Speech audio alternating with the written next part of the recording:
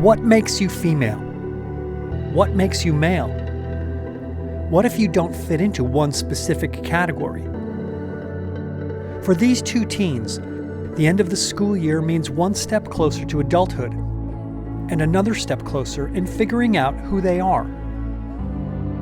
As society continues to understand terms such as lesbian, gay, bisexual, and transgender, there's another group that we're only just beginning to learn about. Individuals who don't identify exclusively as male or female, or those who identify as both, are non-binary.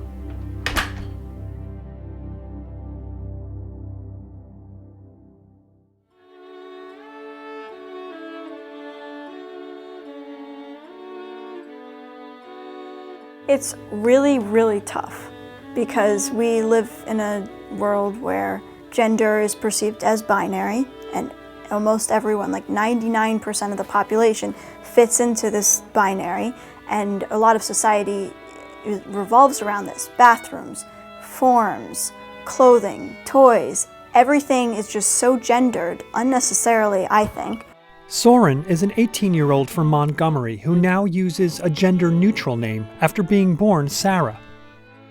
Soren likes classical music and the French language. The questions about gender started popping up more than a year ago. You walk into one bathroom and you're getting strange looks. You walk into the other, you're sometimes also still getting strange looks.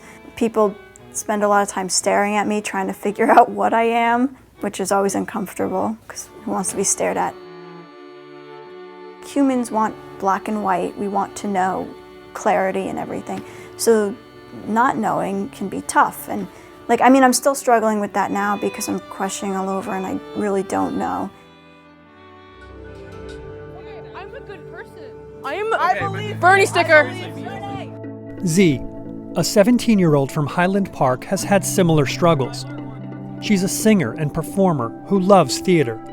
She's hanging out with some friends following a meeting at a local pride center. Today, Z is presenting as female.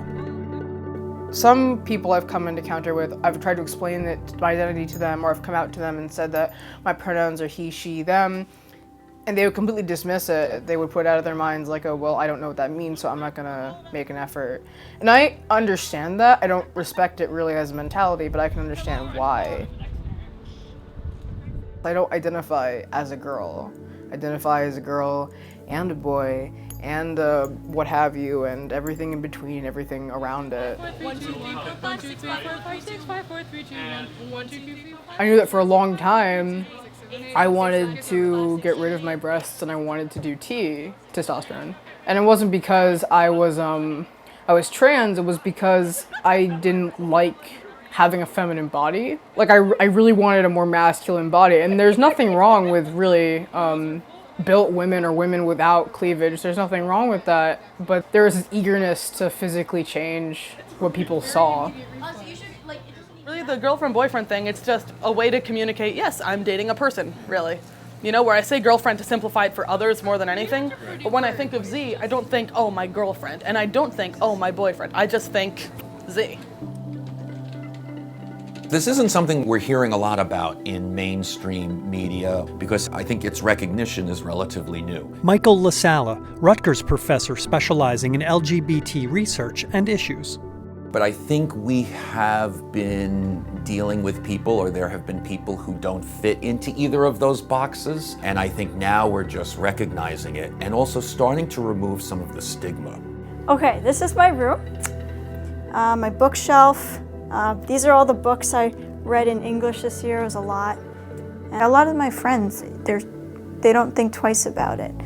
They don't care. They see people as people, and I'm hoping everyone will be like that.